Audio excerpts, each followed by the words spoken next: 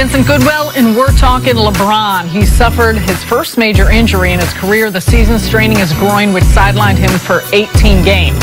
Since that injury, the Lakers went from 4th in the West to 10th, and now, according to reports, the team is concerned that it could keep him from leading them to the playoffs. Vince, how worried should LeBron and the Lakers be about missing the postseason? I wouldn't say definitely worried or concerned, but 25 games left. LeBron usually starts to put on that sort of push, but at this point, year 16, 34, a lot of miles on his body. Can he afford to do that and risk more injury at this stage of his career? So I would say they should be a little concerned, but when you got the best player in the game on your team and one of the most efficient players in the game on your team, I think they can make up 2.5 games relatively easy. The problem is that they're at that 8th seed, they ain't going to be in the playoffs long, and that's not going to look good for him no matter how many straight finals he's gone to, because I can't think of the time we talking about over the break. When's the last time the best player in basketball missed the playoffs?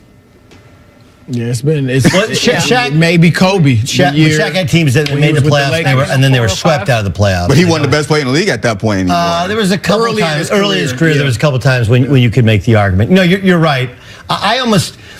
You ever had somebody say, like, well, that guy, I've always thought if you accuse somebody of being on steroids and they're not, it's the ultimate compliment, right? Like, you're so freakishly built that you must be. This is like the opposite of that. If you're saying, like, man, his groin must still be bad, what you're really saying is, man, LeBron James has slowed down. That's what the Lakers are telling us. And that's what we're talking about, like, during the break, which is, does he still have the ability to dial it up like he always has? Where, like, don't worry, I got this, I can carry the team. Because even early in the season, even when they were playing well and they were trending towards a top 3 seed, they were at the 4 seed before he got hurt. Even then, it was once every couple of games where LeBron looked like LeBron. And there was other parts of the game when he was just passing, facilitating, and let everybody else doing kind of the dirty business.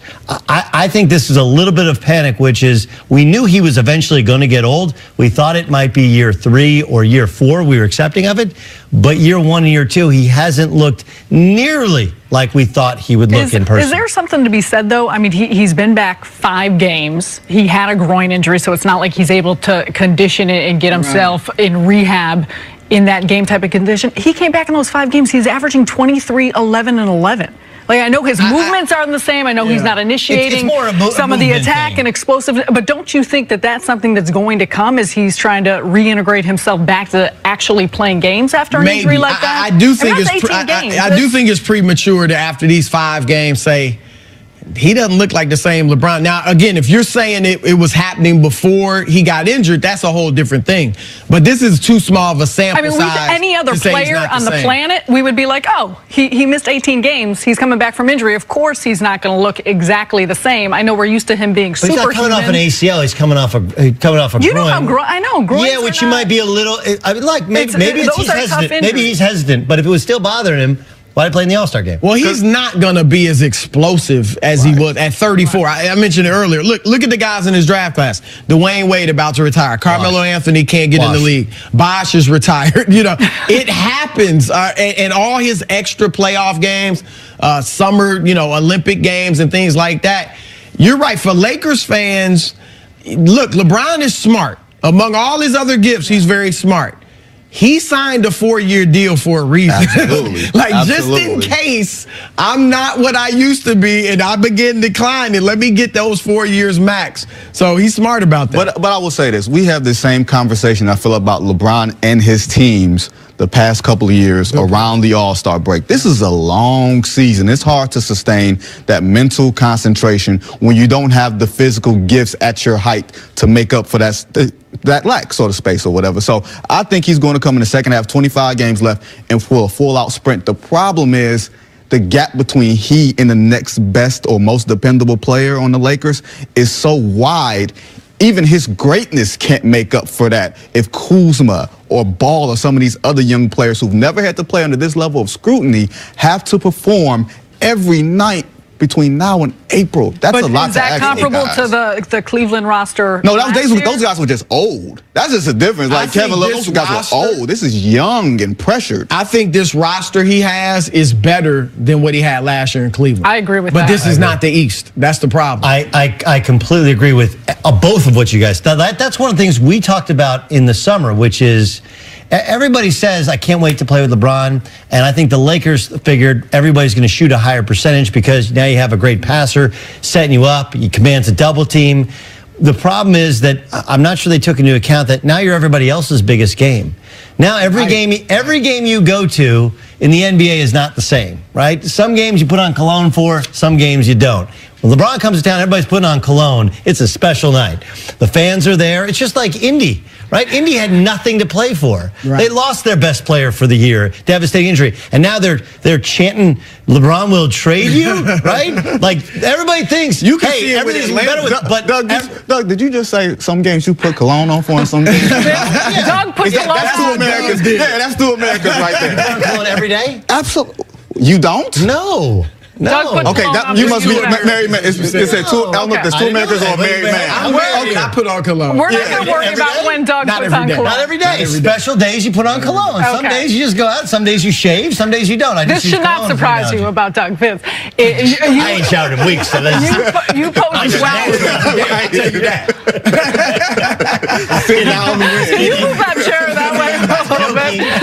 Vince, you posed the question, when was the last time that the best player in the game missed out on the playoffs? If, in fact, the Lakers do miss out on the postseason, how does that impact LeBron's legacy? That's a great question because I think his legacy, to a large degree, is set.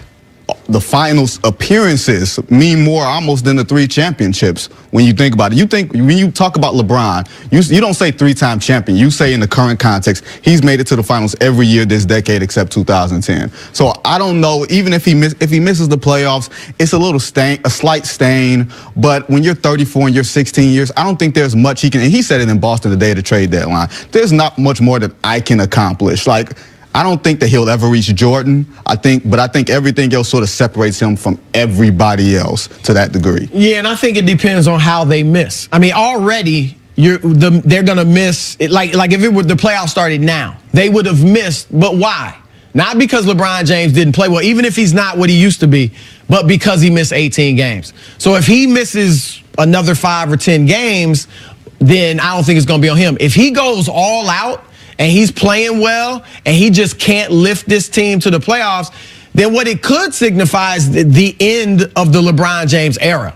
I mean, he'll still be, a great player next year and the year after, but it could signify, the end of the LeBron James era. We'll see what happens this summer. What it will do, Sarah, it will embolden the Durants and the younger guys to say, you know what, the king is still the king, but he might be a little more Mufasa at this point, old Mufasa, but we can get him. That's because there's a fear factor when it comes to playing against LeBron James, and maybe that eliminates if the Lakers don't make the playoffs, even if he plays well. They just say, oh, it's empty stats because you're in a stat-heavy league. Much of a fear factor, though, as there used to be. No, and by the way, Golden State. By the way, Mufasa. No. From a team standpoint, no. But from a one-on-one, mano-a-mano standpoint, you're not trying to go head up with LeBron James for 48 minutes. Like, you would get embarrassed, short of being Kevin Durant. That's the only guy I think that can go head up with LeBron for an entire game for 2 weeks straight. Other than that, No Kawhi? Nah. Kawhi's good enough. He's got to be available. He's got load management to worry about. Well, that's the thing with Kawhi. Hold on, but Mufasa didn't make it to halfway through the movie. Scar was the one who they got at the end of the movie. Mufasa was the one that Scar killed Mufasa. I'm still tripping on you not showering and not putting on cologne. We are too. Vince, thanks so much for joining us. We appreciate you being here. Coming up, are the Giants trying to trade Odell Beckham Jr.? That is next on First Things First. You're really up on your Lion King. I know. Scar? Where did you pull that out of? I mean, I have 3 kids.